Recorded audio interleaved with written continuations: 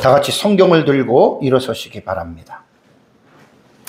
봉독해 드릴 하나님의 말씀은 창세기 17장 9절에서 14절 말씀까지를 제가 봉독해 드리겠습니다. 이것은 하나님의 말씀입니다. 하나님이 또 아브라함에게 이르시되 그런즉 너는 내 언약을 지키고 내 후손도 대대로 지키라. 너희 중 남자는 다 할례를 받아라. 이것이 나와 너희와 너희 후손 사이에 지킬 내 언약이니라. 너희는 포피를 베어라. 이것이 나와 너희 사이의 언약의 표징이니라. 너희의 대대로 모든 남자는 집에서 난 자나 또는 너희 자손이 아니라 이방 사람에게서 돈으로 산 자를 막론하고 난 지 8일 만에 할례를 받을 것이라. 너희 집에서 난 자든지 너희 돈으로 산 자든지 할례를 받아야 하리니 이에 내 언약이 너희 살에 있어 영원한 언약이 되려니와 할례를 받지 아니한 남자 곧 그 포피를 베지 아니한 자는 백성 중에서 끊어지리니 그가 내 언약을 배반하였음이니라. 아멘. 네, 앉으시기 바랍니다. 지난주에는 창세기 17장 1절에서 8절의 말씀을 가지고 제가 말씀을 전했습니다. 창세기 17장은 아브라함이 99세 되던 해에 하나님께서 그에게 나타나셔서 아브라함과 언약을 맺으시는 내용이 기록이 되어져 있습니다. 창세기 17장에는 아주 매우 특이한 내용의 또 몇 가지 사건이 나오죠. 거기에 보면 이제 아브라함이 하나님과 언약을 맺자고 99세에 나타나셔서 아브람의 이름을 아브라함으로 개명을 하죠. 그 다음에 아브라함의 가족에 있는 모든 남자들에게 할례를 맺으라고 하나님께서 명령하십니다. 이번 시간에 그 부분에 대한 설교가 되겠습니다. 그리고 나서 아브라함의 아내인 사레의 이름을 사라라고 또 개명을 하나님께서 하시죠.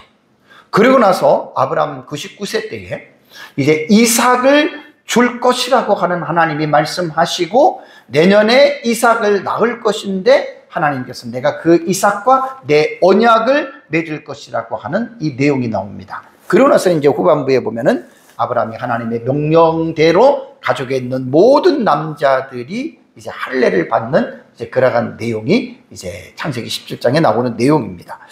이번 시간에는 지난주에 이어서 조금 전에 봉독해 드린 대로 창세기 17장 9절에서 14절의 내용에 대해서 여러분들에게 말씀을 드리겠습니다. 오늘 제가 설교 제목을 하나님 나라 사상으로 보는 포피를 제거하는 의미, 그러니까 할례라는 말입니다. 조금 이제 평범하게 제가 주제를 잡기보다는 조금 주제를 좀 특이하게 제가 잡아가지고 좀 제목을 제가 이렇게 좀 하고 있습니다.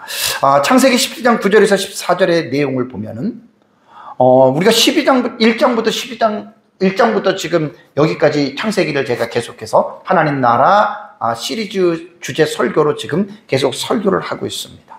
특별히 창세기 12장부터는 이제 아브라함에 대한 내러티브가 나와요.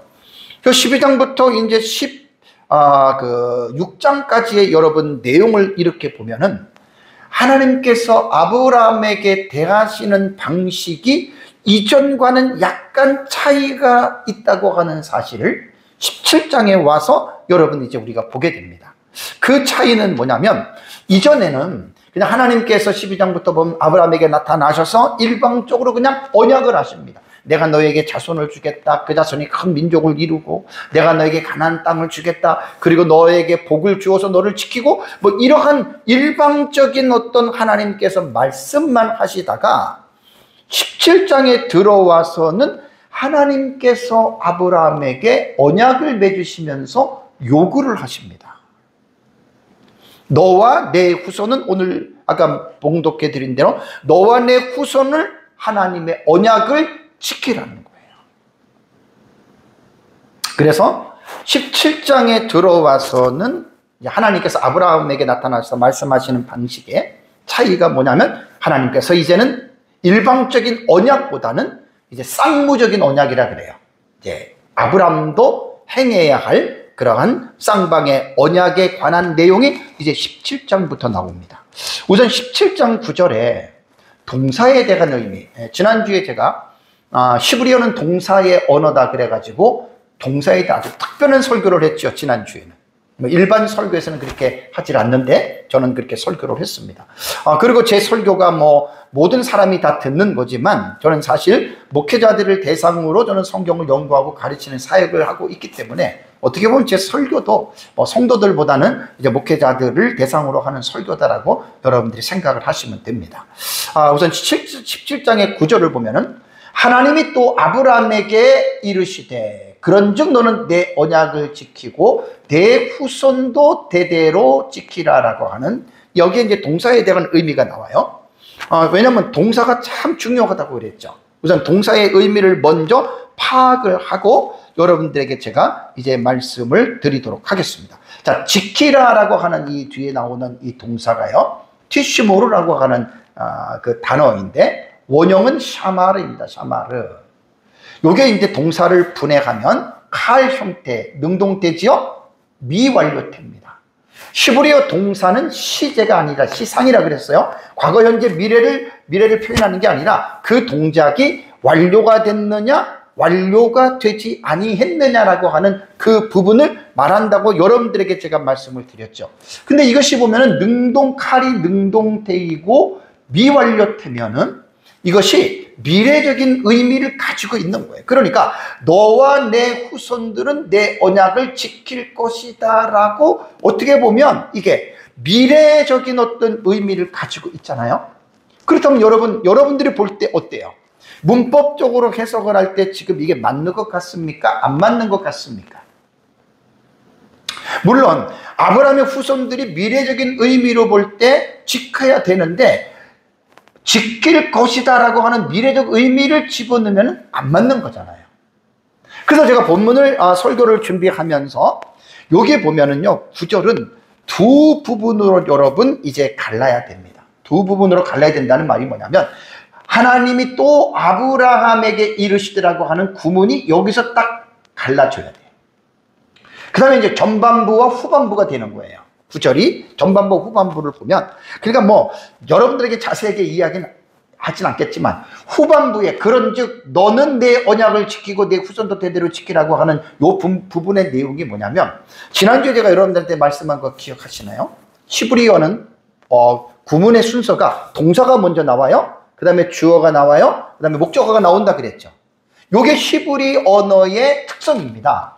근데 요 후반부에 너는 내 언약을 지키고 내 후손도 대대로 지키라고 하는 말이 뭐냐면, 원래는 동사가 먼저 나오면은 티시모르가 먼저 나와야 되는데 히브리어 원문을 보면 여기서는 후반부의 문장은 이게 바뀌어져요. 그래서 표준적이 아니라 바뀌어지면서 뭐가 먼저 나오냐면 놀랍게도 주어가 먼저 나와요. 너는 내 언약을 지키라고 하는 주어가 먼저 나오거든요, 후반부에. 그러면 여기에서 이제 문법적으로 볼 때는 우리가 뭘 생각할 수 있냐면 이거는 다르네. 그러니까 표준적으로 나오는 게 아니라 이거는 비표준적이네. 그러면 다름에 대한 해석도 있다는 거예요.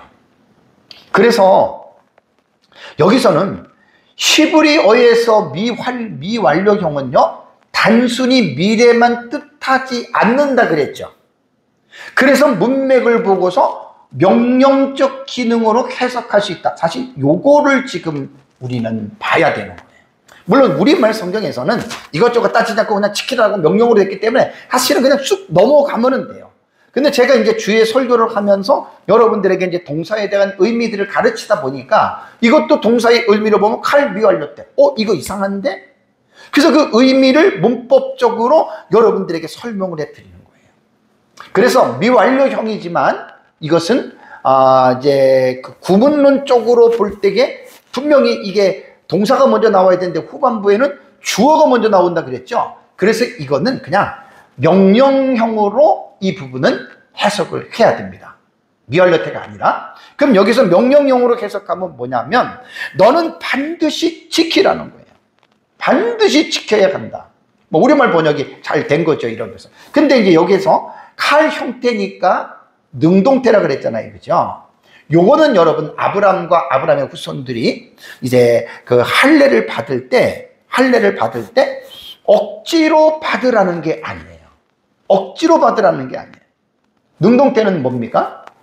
자원하는 마음으로 자발적으로 스스로 그것을 지키라는 거예요. 그래서 여기에서 이제 우리가 이 부분을 볼 때에 하나님께서 아브라함과 언약을 맺을 때 언약을 지켜라. 그리고 너의 후손도 지키라라고 하는 여러분 이 부분을 여러분들이 꼭 기억을 하셔야 됩니다. 자, 그리고 나서 이제 하나님께서 언약을 지키라고 말씀을 해놓고 9절에서는 언약이 어떤 언약인지 말이 안 나와요. 그래서 10절을 넘어가면은 이 10절에서 지금 어떤 언약을 받아야 하는지에 대한 할례 언약이 여러분 나오는 겁니다. 근데 지금 설교를 제가 준비를 하면서 지금 우리가 창세기 1장부터 지금 17장까지 왔잖아요. 그래서 이번에 제가 창세기를 이제 설교를 하면서 주의 설교를 하면서 언약에 대한 부분을 확실하게 지금 정리를 해 나가고 있어요. 아주 되게 좋은 공부를 지금 하고 있습니다. 왜냐하면 언약이라고 하는 부분은 창세기에 아담 언약이 3개가 나오고 노아 언약이 나오고 아브라함 언약이 나오잖아요. 그러니까 언약 신학이 거의 반 정도가 사실은 창세기 나오는데 여기에서 언약에 대한 어떤 이 부분을 우리가 확실하게 기준을 잡지 않으면 정말로 뒤에 우리가 넘어가면서 언약적으로 우리가 성경의 본문을 볼 수가 없어요. 그래서 지금 창세기를 통해서 우리가 지금 아담 언약, 노아 언약, 아브라함 언약까지 이 언약에 대한 부분은 제가 계속해서 여러분들에게 많이 말씀을 드렸습니다. 그 말씀을 여러분들이 기억을 하셔야 됩니다. 그러니까 이 언약이라고 하는 것은 모든 언약들이 독립적으로 언약이 주어진 게 하나도 없어요. 언약은 어떻다 그랬어요? 모든 언약이 상호 연결이 되고 하나의 관점에서 언약이 이어지는 거예요. 그러니까 여기에서 지금 창세기 17장에 들어와서 하나님이 아브라함에게 언약을 할 때 여기서는 우리가 뭐냐면 언약이 점점 어떻게 해요? 확장이 된다라고 하는 걸 볼 수가 있는 거예요. 그냥 12장에서 그냥 자식을 주겠다, 땅을 주겠다, 너의 복의 통로가 되겠다라고 말을 하고 그것으로 끝났지만 이제는 17장으로 넘어와서는 그 단순함에서 어떻게 해요? 점진적으로 확장이 되는 거예요. 그래서 이제 요구를 하죠. 언약을 할례를 받으라. 그러면서 이게 쌍무적인 언약으로 여러분 이 부분들을 여러분 우리가 지금 볼 수가 있는 겁니다. 자, 그래서 10절을 보시면 10절에 하나님께서 이제 아브라함 99세 때에 나타나서 이제 할례를 받아라. 이것이 내 언약이라고 하나님 말씀합니다. 자, 17장 10절의 말씀을 보겠습니다. 너희 중 남자는 다입니다. 그러니까 아브라함 가정 안에 있는 남자는 누구든지 간에 전부 다 할례를 받으라 라고 이렇게 하나님께서 이제 명령을 하셨는데 일종의 강조하는 거예요. 이것이 할례를 받는 것이 나와 너희와 너희 후손 사이에 지킬 내 언약이다. 내 언약이다. 자신의 언약이라고 하나님이 분명하게 말씀을 하고 있지 않습니까? 그러니까 여기서 지금 할례를 받으라라고 하는 동사를 한번 또 우리가 봐야 돼요. 왜냐하면 동사가 중요하니까. 할례를 받으라고 하는 말은 이 히브리 단어가 힘몰이거든요. 힘몰의 이 원형은 물입니다. 물이라고 하는 요 단어예요. 이게 이제 할례를 행하다 혹은 잘라내다라고 말을 하는데 요 동사를 분해하면 이거는요 니팔테이고 또 하나 처음 보는 거예요. 부정사 절대형입니다. 이게 지금 니팔 형태에다가 부정사 절대형이거든요. 그러면 여러분 이 동사의 의미가 분해를 할 때 다 뜻이 있고 의미가 있어요. 이거대로 해석을 하라는 거예요. 그냥 뭐 아무거나 막 붙여놓은 게 아니에요. 그럼 두 가지의 해석을 남자는 다 할례를 받으라라고 말을 했는데 요 동사의 의미가 뭐냐면 니팔은 여러분 뭐라 그랬죠? 중간태라 그랬죠. 그럼 중간태로 해석을 한다면 하나님께서 지금 아브라함에게 지금 명령을 하는데 남자들은 할례를 받을 때 중간태니까 어떻게 하라는 거예요? 자기 자신을 위해서 스스로 능동적으로 할례에 참여하라는 말입니다. 억지로 할례를 받으라는 말이 아니에요. 하기 싫은 거 억지로 받으라는 말이 아닙니다. 그래서 히브리어나 헬라어의 동사가 나오면 동사의 태를 잘 여러분 예의주시해서 보면 어떻게 이것을 움직여야 될지에 대한 그 부분을 태가 지금 설명을 해주는 거예요. 그래서 니팔은 중간태이기 때문에 하나님은 명령으로 하는 거지만 하나님께서 아브라함에게 말씀하시는 것들은 너희 자신을 위해서 너희가 능동적으로 스스로 너희는 할례를 받으라, 이런 말이에요. 그래서 우리는 성경을 통해서 이러한 동사의 의미를 독자들은 발견을 하고, 만약에 우리가 할례를 받아야 될 사람이라면 할례는 나 자신을 위해서 받는 거지, 억지가 아니라 내가 능동적으로 자원하는 마음으로 할례를 받아야지, 이렇게 받으라는 거예요. 받기 싫은 건 뭐 억지로 받아라, 그런 말이 아닙니다. 두 번째는 부정사의 절대형이란 말이에요. 이 부정사의 절대형은 이렇게 생각하면 됩니다. 행위를 강조하는 게 강조용법이에요, 부정사 절대형은. 그러니까 뭐냐면 단순히 할례를 받으라가 아니라 반드시 너희는 할례를 받아야 된다. 이게 부정사 절대형의 해석이에요. 또는 확실하게 할례를 너희는 받아야 된다, 이런 뜻입니다. 그러니까 받고 싶으면 받고 받기 싫으면 안 받는, 그게 아닙니다. 어떤 강한 의무감과 이건 필연성이에요. 꼭 너희 집에 있는 이 남자들은 다 할례를 받으라는 거예요. 그래서 니팔형과 그 다음에 부정사 절대형의 의미를 가지고 우리가 동사의 의미를 여러분 우리가 이해를 해야 된다는 말입니다. 본문의 말씀을 여러분 우리가 잘못 오해하면 이렇게 생각할 수가 있죠. 하나님이 하라고 하는 거니까 단순히 이것은 하나님에 의해서 강요되어져서 하기 싫은 것들을 억지로 수동적으로 할례를 받아야 한다라고 하는, 여러분 우리는 이렇게 생각할 수가 있잖아요, 그죠? 그래서 이러한 오해를 불식시키기 위해서 동사의 의미를 보는 거예요. 할례를 받으라는 말은 이거는 중간태와 이거는 부정사 절대형으로, 특히 중간태 해석이 중요한 거예요. 자기 자신을 위해서 스스로 자원하는 마음으로, 좀 더 자세히 말하면 기쁨으로 받으라는 거예요. 하나님이 받으라니까. 억지로 하라는 말이 절대로 아닙니다. 그러니까 이제 이 창세기 10장 10절의 말씀에 할례를 받으라라고 하는 이 동사의 의미를 이해하고 이스라엘 백성들은 이것이 쭉 이어지고, 오늘 오후에 제가 이제 할례와 세례가 이제 거룩한 삶의 성화에 미치는 연관이 있다고 하는 이 부분을 오후에 설교를 하거든요. 그러면 구약의 할례가 신약 시대에는 세례로 이것이 예표론이라 그래요. 타이폴로지. 모형론으로 봐요, 학자들이 다. 되게 중요한 거예요. 그러니까 구약의 할례는 신약의 세례로 성취가 된 거예요. 그러면 우리가 신약 시대에 세례를 받잖아요. 여러분 세례를 받는 것도 똑같은 원리예요. 이 중간태로서 세례를 받으라고 하는 의미로 우리는 해석을 해야 되거든요. 대부분 보면 이제 교회를 다니다가 세례를 받는 사람들이 세례반으로 들어올 때, 공부를 할 때 어떤 사람들은 받기 싫어서 억지로 그렇게 받으면 안 되는 거예요. 그리고 여러분 기독교에서는 세례를 받았느냐 안 받았느냐를 중요한 표징으로 여러분 제시합니다. 이게 되게 중요한 거예요. 뭐 세례 받아도 되고 안 받아도 되고 그게 아니에요. 그러니까 오늘 할례에 대한 이 의미를 여러분들이 잘 이해하면 할례라는 것이 하나님의 자녀의 표징이에요. 정체성이에요.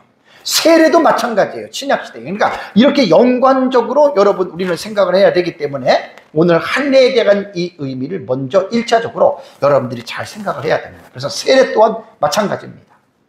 자원하는 마음으로 자기 자신을 위해서 세례를 받는 거지 남을 위해서 세례를 받는 게 아니라는 말이에요. 그래서 10절에 보면은 이제 지킬 언약이라고 말씀을 하고, 그러면 할례는 도대체 무엇일까? 아시는 분들은 아는데 제가 이제 그 원문의 의미를 가지고 우리말과 함께 쉽게 제가 설명을 해드리겠습니다. 17장 11절에 보면은요, 너희는 포피를 베어라라는 말이 있어요. 그러니까 할례를 받으라는 거예요. 자, 포피가 뭡니까? 우리말로 번역된 포피, 이게 쌀포자에다가 가죽 피자예요. 어디를 쌓느냐? 남성 성기의 귀두 부분이 있어요. 뭐 어떤 사람들은 막 이런 얘기나 뭐 이상한 게, 뭐 이상한 게 하나도 없는 거예요, 그냥. 남성 성기의 귀두 앞부분에 싼 그 가죽이에요, 가죽. 그거를 포피라 그래요. 그러니까 그 포피를 베어라, 잘라내라라는 말입니다. 그럼 이 포피가 원문에 보면은 포피라는 우리말 번역한 게 원문은 두 단어예요. 베사르, 오를라케템이라고 하는 이 단어거든요. 그러니까 이것을 그대로 원문을 직역하면 너희의 포피의 살이라는 말이거든요. 여기 보면은 오를라테켐이라고 하는 요 캠이 뭐냐면 너희라고 하는 2인칭에 대한 그 복수가 이제 히브리어는 전미로 캠으로 뒤로 뺀 거예요. 그러니까 오를라라고 하는 원래 이 히브리어 동사는 요 세 개입니다. 세 개. 요 단어의 의미를 가지고 이제 이렇게 뒤에 전미어를 해가지고 이제 그 나름대로의 의미들을 부여하는데, 요거를 하면은 뭐냐면 이제 너희의 포피의 살이라는 말이에요. 그러니까 포피도 두 단어라 그랬잖아요. 한 단어, 두 단어. 포라고 하는 말이 뭐냐면 오를라테켐이에요. 오를라테켐. 요거 이제 너희라고 하는 말이잖아요. 그죠? 이게 뭐냐면 너희의 포피라는 말이에요. 그러니까 포피가 포하고 피 두 단어인데 이거를 하나로서 그냥 이야기들을 해요. 그래서 할례를 시행해야 할 덮여있는 피부, 그거를 오툴라테켐이라고 하는 거예요. 너희의 포피, 그 가죽이라고 하는 거예요. 다음에 피라고 하는 여러분 단어는 베사르라고 하는 단어거든요. 원형은 바사르예요. 이것은 살, 육체, 고기라는 뜻으로 번역이 되는 단어인데, 요거는 그냥 베사르는 간단합니다. 할례의 대상이 되는 신체의 살 부분이에요. 그래서 포피라는 말은 뭐냐면 너희의 포피의 살이다. 그래서 앞에 말씀드린 대로 이제 너희의 포피의 살이라고 하는 이것이 바로 할례에 대한 의미고, 이 단어를 우리 말은 이제 이렇게 이제 히브리어 단어를 번역을 했다라고 하는 단어입니다. 자, 그러면 이제 명사형에서 포피를 이해를 하고, 동사는 뭐죠? 베어라예요, 베어라. 동사는 베어라입니다.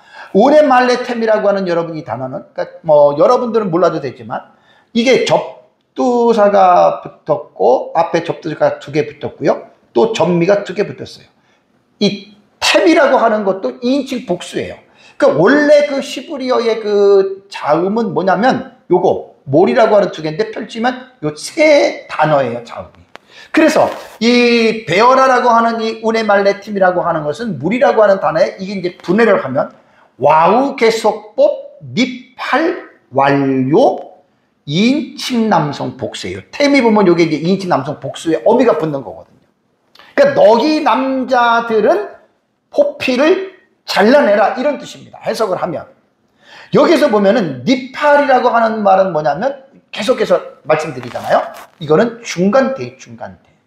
자, 그러면 그 포피를 잘라내는 거, 할례를 받는 것은 누구를 위해서 하는 거예요? 중간대니까 자기 자신을 위해서 능동적으로 할례를 받아라. 앞에 여러분 지키라고 하는 것과 똑같은 의미예요.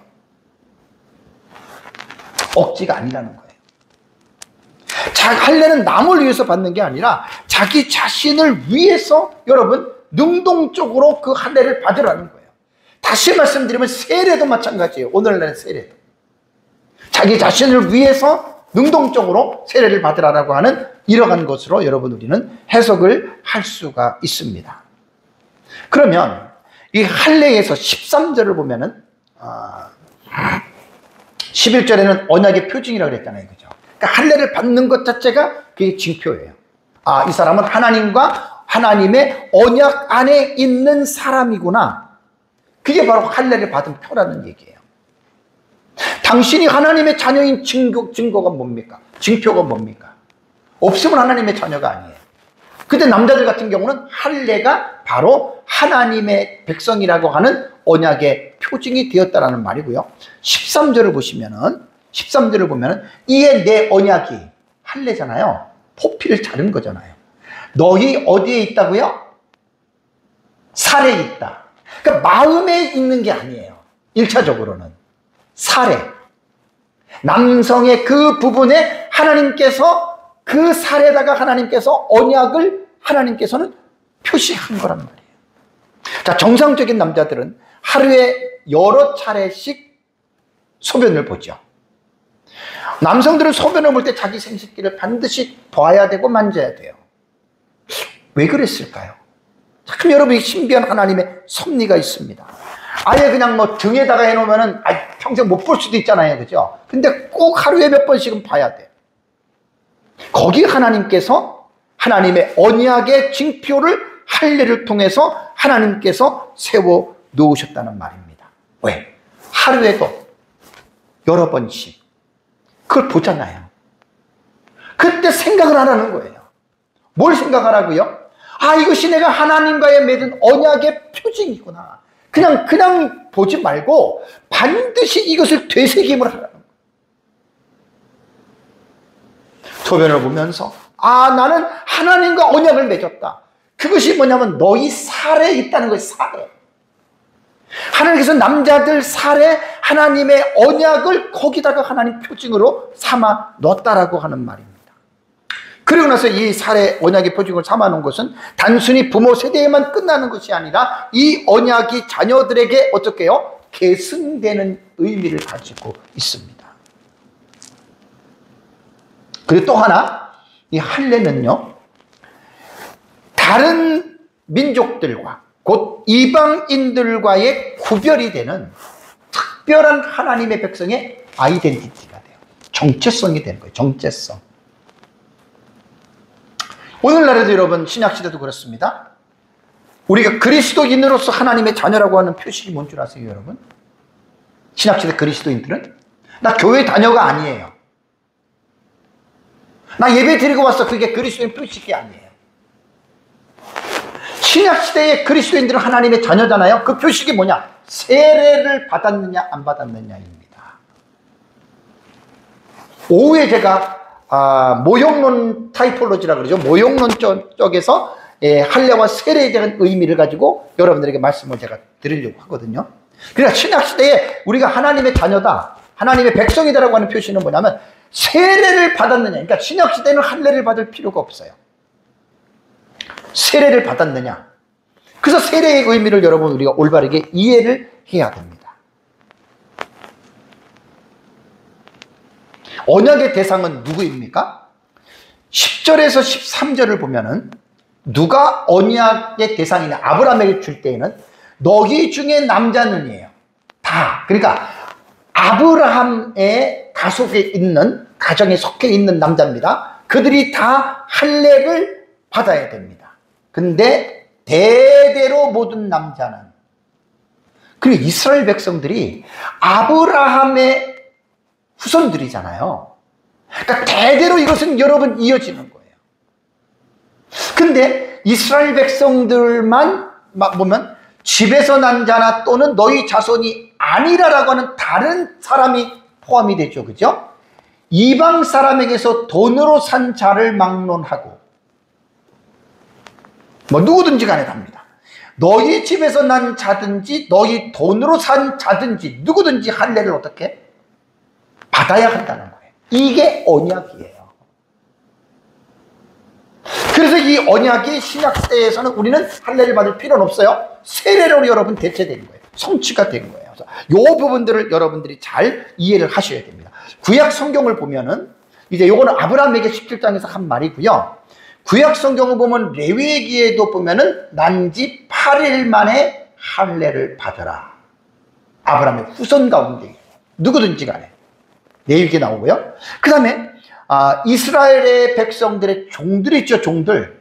종들은 출생 여부와 상관없이 할례를 받아야 됩니다.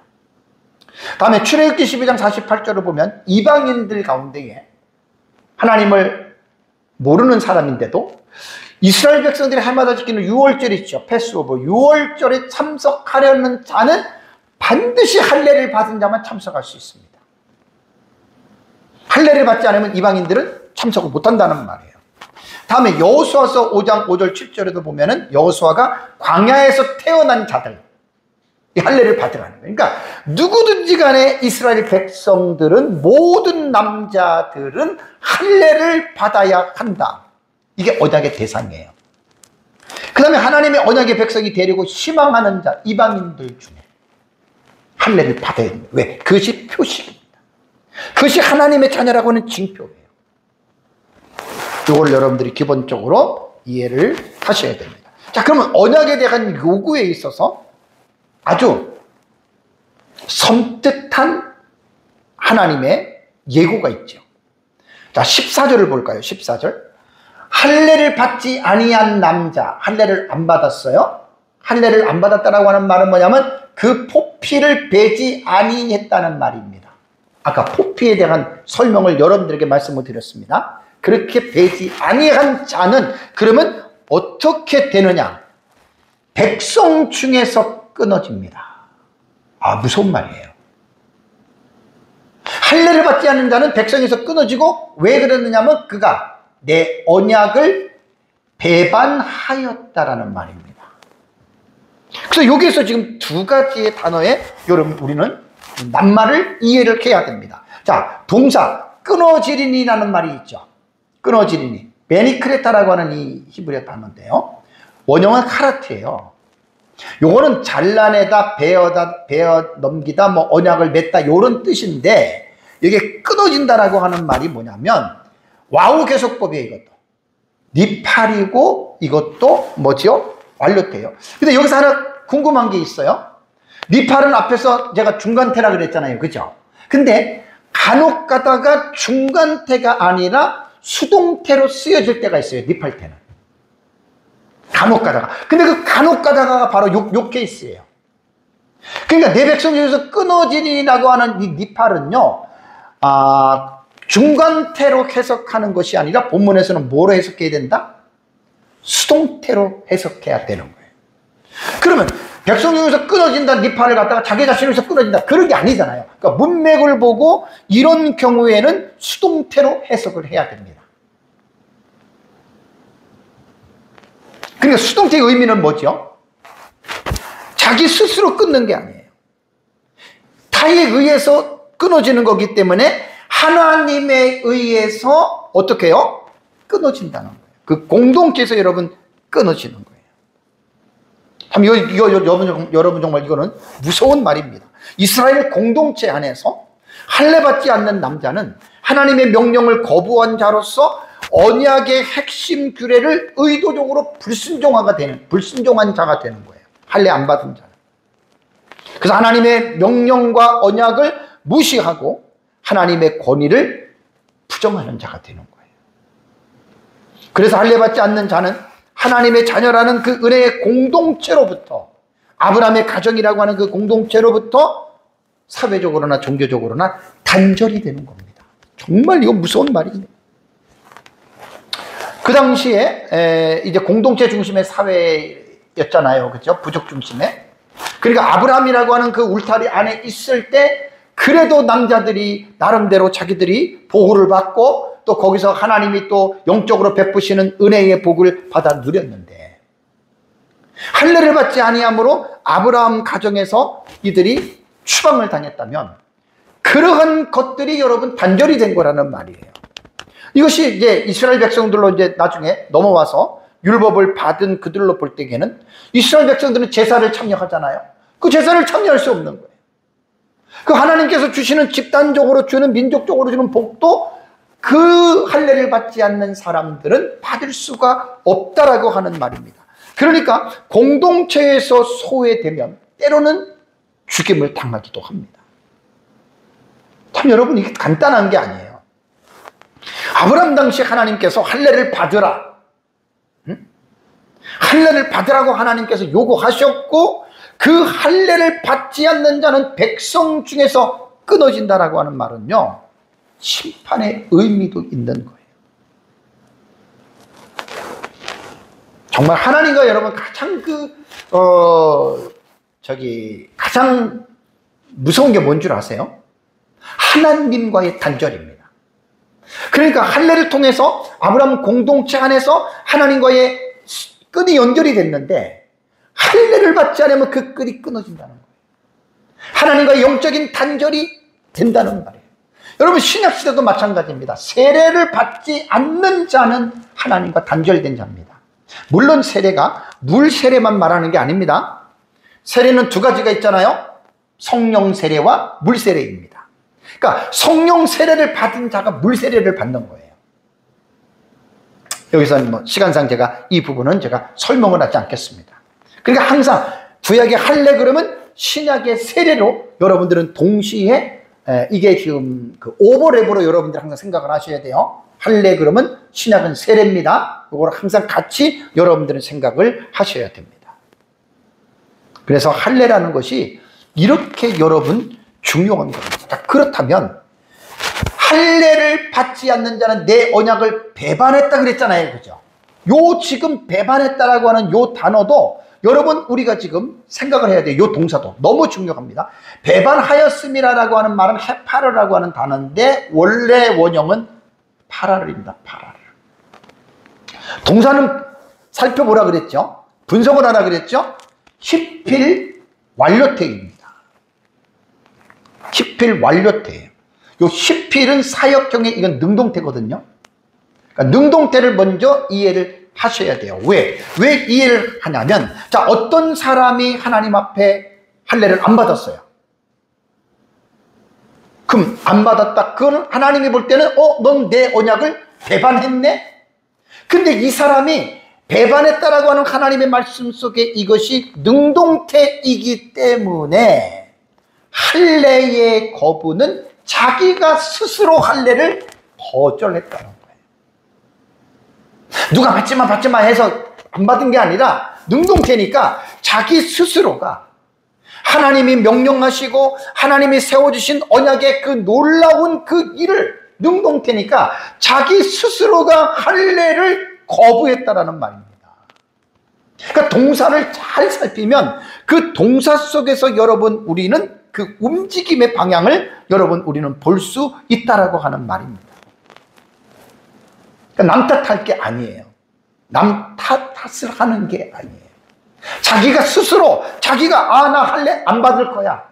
내가 세례 안 받을 거야. 이렇게 됐다는 거예요. 자기 스스로가.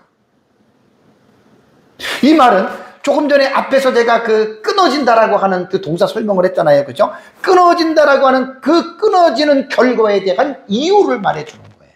왜? 너가 끊어진 이유는 너가 스스로 할례를 거부했잖아.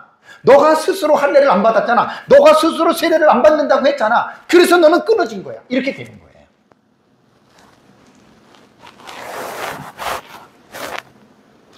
여기서 이제 제가 지금까지는 구약 성경에 나타난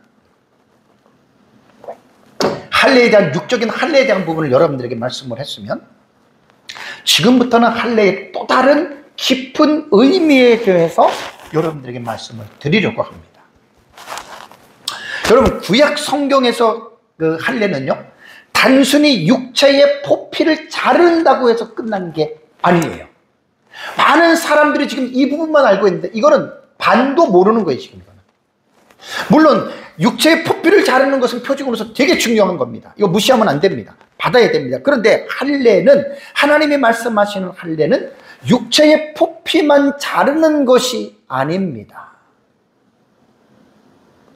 성경에는 어떤 내용이 나오냐면 할례를 하나님께서 아브라함과 그 집안에 있는 모든 남자에게 할례를 받게 한 것은 단순히 외적인 어떤 표피만을 자르는 것이 아니라 그들을 이 세상 사람들과 구별된 삶을 살아가게 하시려고 하나님께서 할례를 주셨다. 그러니까 할례의 중요한 어떻게 보면 의미예요. 의미. 겉만 자르는 게 아니라는 말이에요. 구별된 삶을 살아가라는 거예요.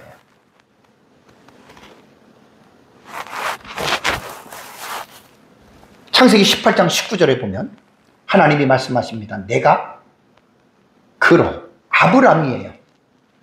그 자식과 권속에게 명령하십니다. 뭘 명령하세요? 여호와의 도를 지키라는 거예요. 여호와의 도를 지키고 그 다음에 의와 공도를 행하게 하려고 그를 어떻게 해요? 택하였다 그랬죠. 자, 여기서 우리는 여러분 성경은 어느 한 부분만을 보고서 그 의미를 다 알 수 없습니다. 창세기 17장에서 여러분 우리가 그 겉에 표피만 자르는 것만 가지고 마치 우리가 할례는 이렇게 겉에 것만 자르는 것이다라고 생각을 한다면 그것은 성경을 깊이 있게 못 보는 거예요.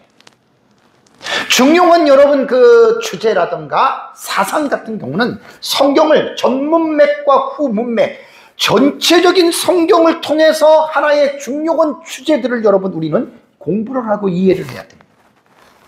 하나님께서 아브라함을 선택해서 할례를 받게 하신 것은 단순히 그냥 그 할례를 통해서 하나님의 자녀 이것만 말하는 게 아니라 여호와의 도를 지켜서 의와 공도를 행하면서 살아가게 하려고 하나님께서 아브라함을 택했다는 거예요. 여기에 할례의 의미가 연결되어져 있어요.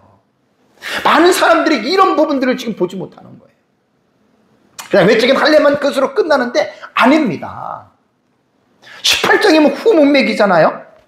이 후문맥 속에서 우리가 볼 수 있는 것은 하나님께서 아브라함을 선택하신 그 이유가 보세요. 여호와의 도라고 하는 말은 데레크입니다. 이건 제가 하나님의 나라 시리즈 설교할 때 초반부에 여러분들 설교했던 요거 내용이에요. 데레크라고 하는 단어는 뭐냐면 길, 방향, 행동, 양식을 말합니다. 그러니까 여기서 여호와의 도라고 하는 말은 뭐냐면 하나님의 의도와 계획을 따라서 살아가라는 거예요, 삶을. 여러분 제가 늘 말씀드리잖아요. 여러분 예수 믿는 것은 뭐냐면 예수 믿었다라고 하는 말은 뭐냐면 내 마음대로 살아가는 게 아니에요. 믿는 것도 행동하는 것도 예수를 믿었다면 과거에 나는 죽었단 말이에요. 과거에 나는 죽었기 때문에 예수를 믿었다면 세례를 받았다면 이제는 하나님의 도를 따라서 살아야 돼요. 내 생각과 내 기분과 감정대로 사는 게 아니라 하나님께서 말씀하신 그 도, 데레크, 길이라는 말이에요. 그 방향이라는 말이에요. 믿는 것도 내 마음대로 감정대로 믿는 게 아니라 하나님 말씀대로 믿어야 되고 사는 것도 내 기분대로 사는 게 아니라 하나님의 말씀대로 살아야 돼요. 이게 여호와의 도를 지키는 거예요. 하나님이 아브라함을 왜 일방적으로 선택했습니까? 왜 하나님이 아브라함을 왜 그를 불렀습니까? 그냥 그에게 무조건 복만 주고 잘 살려고 준 게 아니란 말이에요. 이러한 삶을 너는 살아가라는 거예요. 이게 할례 속에 인볼브가 연결되어 있다는 거 꼭 기억하세요. 두 번째는 의입니다. 의, 체다까. 이 의라고 하는 이 단어는 정직, 공평, 윤리적인 행동을 말해요. 그러니까 여러분 이게 뭐냐면 하나님과의 올바른 상태를 유지한다라고 하는 뜻이거든요. 그래서 이 체다까라고 하는 말은 뭐냐면 사회적인 정의와 도덕적인 올바름을 강조할 때 이 체다까라고 하는 단어를 씁니다. 여기서 오해하면 안 될 게 뭐냐면 여기서 말하는 윤리적인 의도 이 세상의 기준이 아니라는 거예요. 이 세상의 기준으로 보는 정의와 도덕이 아니라 하나님께서 원하시는 체다까가 있어요. 그게 성경에 있잖아요. 그러니까 하나님이 아브라함을 왜 선택했느냐? 세상 사람들은 하나님을 믿지 않으니까 자기 마음대로 멋대로 죄를 물 먹듯 마시면서 살잖아요. 하나님이 아브라함을 선택해서 할례를 준 거는 너는 그들과는 다르게 이 세상에 구별해서 가도시입니다. 구별해서 거룩한 삶을 살아게. 뒤에 제가 성화까지 이제 오후 예배 연결을 시킬 거예요. 할례가. 그러니까 외적인 것만 할례로 생각하면 절대로 안 된다는 거예요. 다음에 세 번째 공도라고 하는 말은 미슈파트라고 하는 이 히브리어 단어는 재판, 판결, 법의 집행 이런 뜻이거든요. 여기도요, 이 공도라는 말도요, 세상적인 기준을 말하는 게 아니에요. 왜냐하면 세상적인 기준은 하나님의 말씀과 틀리는 경우가 있어요. 여러분 도덕과 윤리가 다 옳은 게 아니에요. 도덕과 윤리가 하나님의 말씀으로 볼 때는 잘못된 도덕과 윤리들도 세상에는 있어요. 하나님의 뜻을 따라서 공정하고 올바른 판단을 하는 삶을 살게 하기 위해서 하나님께서 아브라함을 선택했다.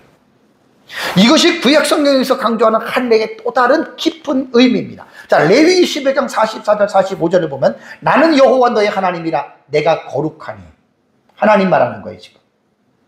내가 거룩하니 너희 몸을 구별하여 거룩하게 하고, 내가 거룩하니 너희도 거룩하라 이 말이에요.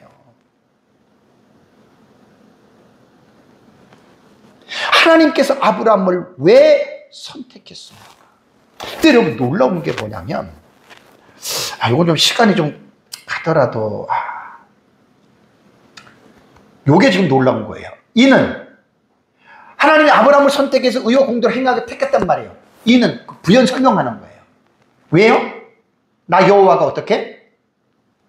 아브라함에게 대하여 말한 일을 어떻게 해요?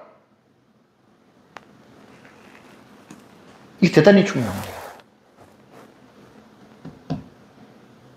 자, 하나님 아브라함을 일방적으로 선택했어요. 그리고 자식과 땅과 복의 통로로 해주시겠다고 말씀하셨어요. 그럼 그것은 뭐냐면 하나님의 계획이 있단 말이에요. 하나님의 뜻이 있단 말이에요. 하나님이 아브라함을 통해서 그 자녀들을 주고 복을 주는 그것을 이루기 위해서 이러한 삶을 살아가야 된다는 거잖아요. 이건 그냥 넘어가겠습니다. 너무 중요한 의미인데.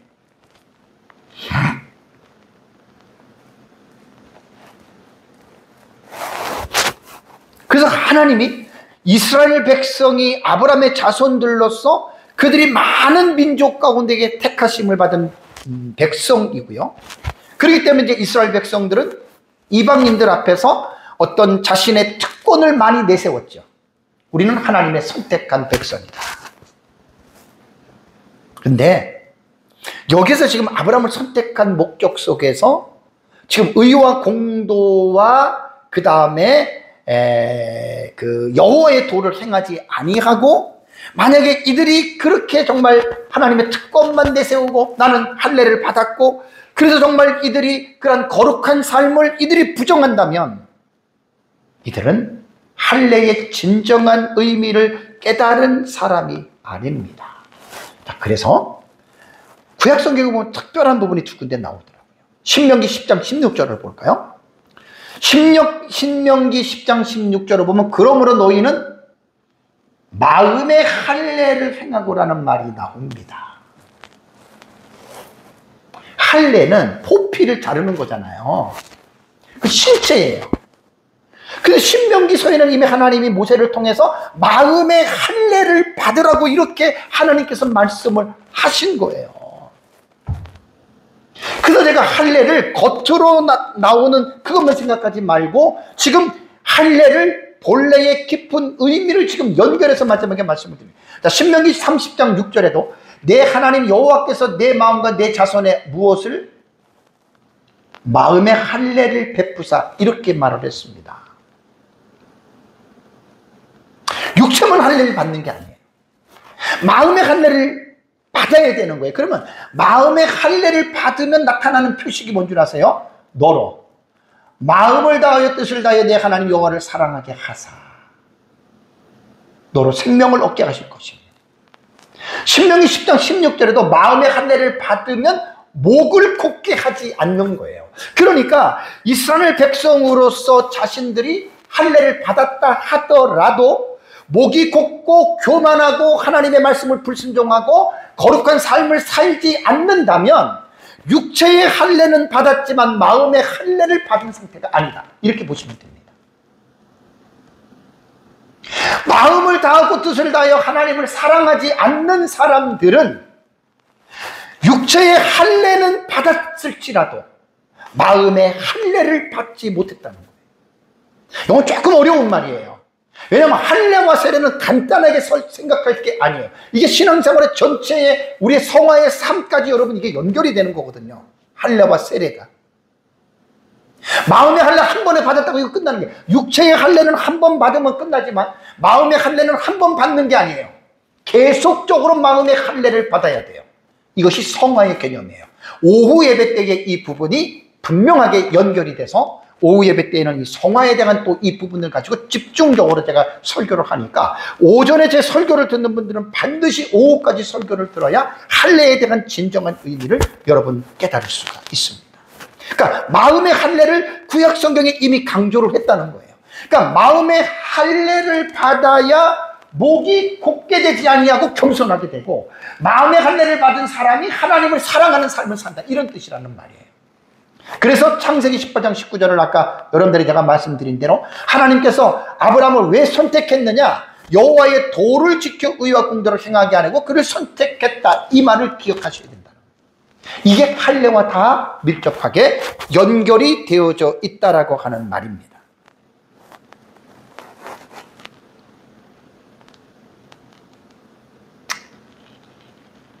그러고 나서 이제 할례를 받으면, 포피를 잘라내면, 포피를 제거하는 의미라고 제가 오늘 설교 제목을 잡았잖아요.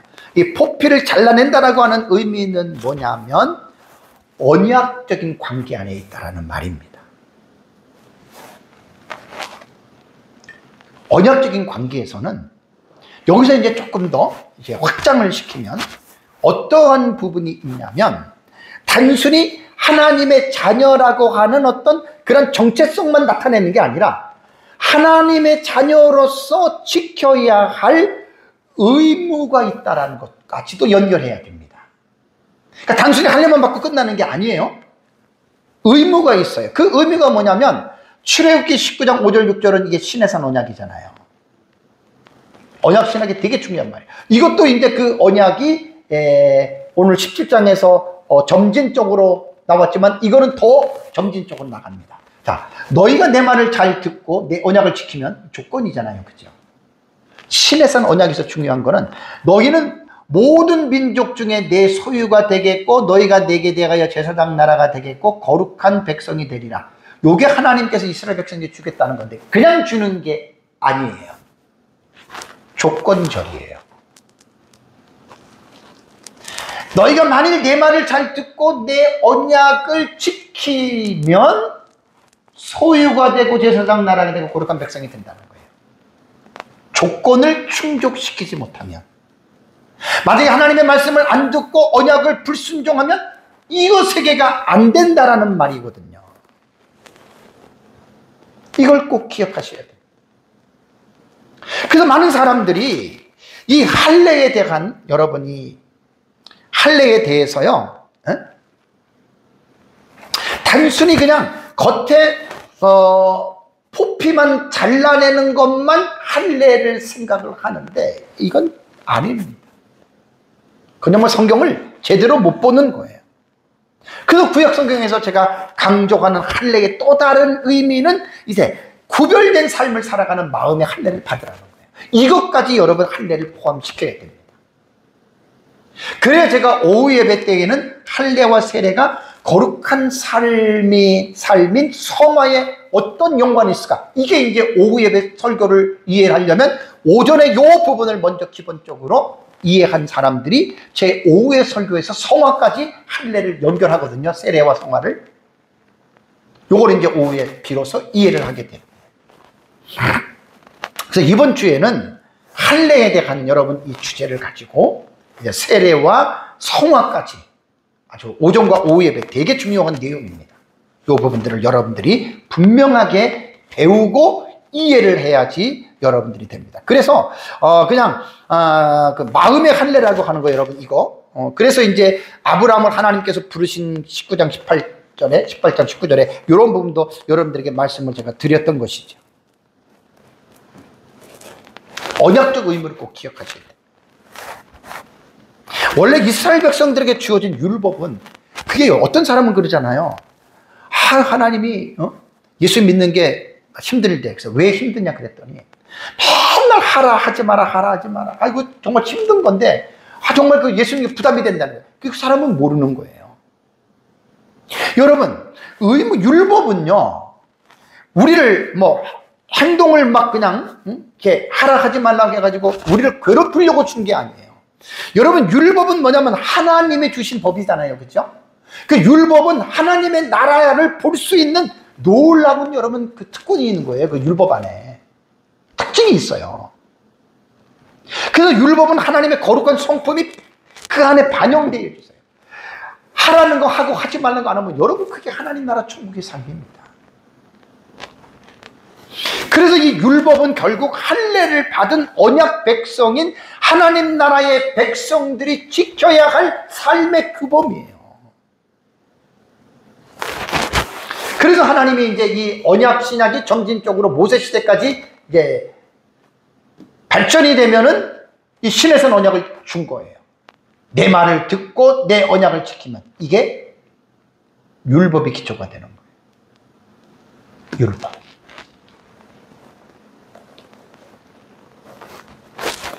그 할례 받은 여러분 하나님의 자녀들은요. 하나님의 자녀들은 이게 왜 하나님이 아까 아브라함을 왜 선택했다 그랬죠?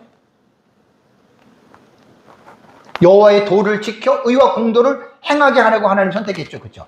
그거 하기 위해서 하나님께서 할례 준 거예요. 할례를 베푸신 거. 그것 때문에. 그러니까 이 세상에서 하나님을 믿지 않는 사람과 다르게 살아가라는 거예요. 다르게. 똑같이 세상 사람들처럼 생각하고 말하고 그렇게 살지 말라는 거예요.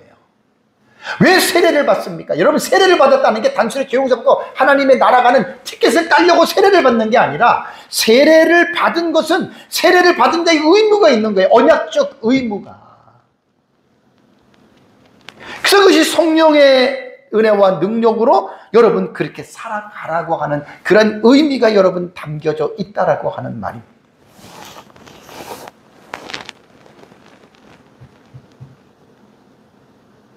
마지막으로 할례에 대해서 제가 하나님 나라의 사상으로 이 할례 언약을 우리가 어떻게 봐야 되느냐, 상당히 정리하기 좀 힘들어요.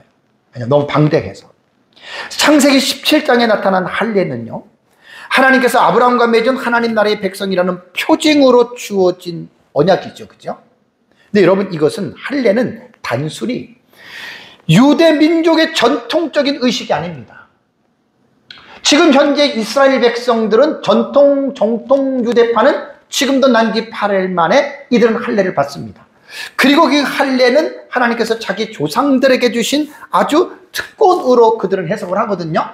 네, 여러분 아까 말씀드렸잖아요. 신약 시대에는 할례를 받을 필요가 없습니다.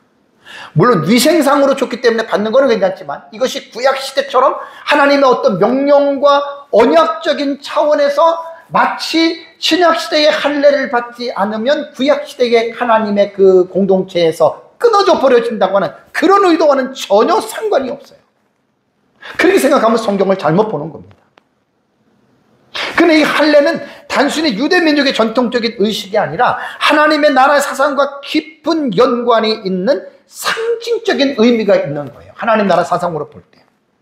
그래서 할례 언약은 아브라함에서 끝나는 것이 아니라 그의 후손들에게 대대에 이르기까지 효력이 나타나잖아요. 그럼 여러분, 우리가 갈라디아서를 공부를 할 때 뭘 우리가 배웠습니까? 아브라함의 자손은 육신의 혈통적인 이스라엘 백성들만 아브라함의 자손이 아니라 예수 그리스도를 통해서 믿는 성도들이 아브라함의 자손이 된다 그랬죠. 그들이 아브라함이 받는 복을 함께 받는다고 말씀을 드렸죠. 그러면 구약시대의 이 할례를 여기 하나님 나라 사상으로 볼 때 신약시대는 어떻게 봐야 되느냐, 이것이 바로 세례입니다. 자, 골로새서 2장 11절과 12절 보면 오후에 제가 설교할 본문이거든요. 또 그 안에서, 예수 안에서예요, 너희가 보세요, 손으로 하지 아니한 할례를 받았으니. 뭔 말이에요? 구약시대의 할례는 손으로 받잖아요. 그죠? 표피를 잘라내잖아요. 근데 신약시대에는 손으로 하지 아니한 할례를 받았다? 이게 세례예요, 세례. 그러면서 세례는 육의 몸을 벗는 것이요 그리스도의 할례다. 세례가 그리스도의 할례라고 말하는 거예요. 이게 이제 하나님의 나라의 사상으로 보는 할례를 이렇게까지 여러분 하나님 나라 사상으로 우리는 연결하는 것입니다. 그리고 12절에 보면 너희가 세례로 그리스도와 함께 장사되고 또 죽은 자들 가운데 그를 일으키신 부활이잖아요. 하나님의 역사를 믿음으로 말미암아 그 안에서 함께 일으키심을 받았느니라. 살아났다 그 말입니다. 그래서 하나님 나라의 이 사상으로 볼 때 하나님께서 아브라함에게 말씀하신 이 할례는 결국 신약 시대에 와서 언약 신약의 점진적으로 볼 때 할례 언약은 세례 언약으로 대체가 되면서 성취가 되고, 그래서 이것이 뭐냐면 타이폴로지로 봐야 됩니다. 타이폴로지 모형론이에요. 곧 그림자. 그림자와 실물. 그러니까 이제 오후 예배 때 설교는 제가 자세하게 말씀드립니다. 구약 성경에 나타난 할례는 그림자예요. 실물은 뭐냐? 성부, 성자, 성령의 이름으로 받는 세례예요. 성취예요, 세례가. 요 얘기는 오후 예배에 제가 들어가면서 할례와 세례가 거룩한 삶이, 한 걸음 제가 더 나가서 성화까지 제가 이제 터치를 합니다.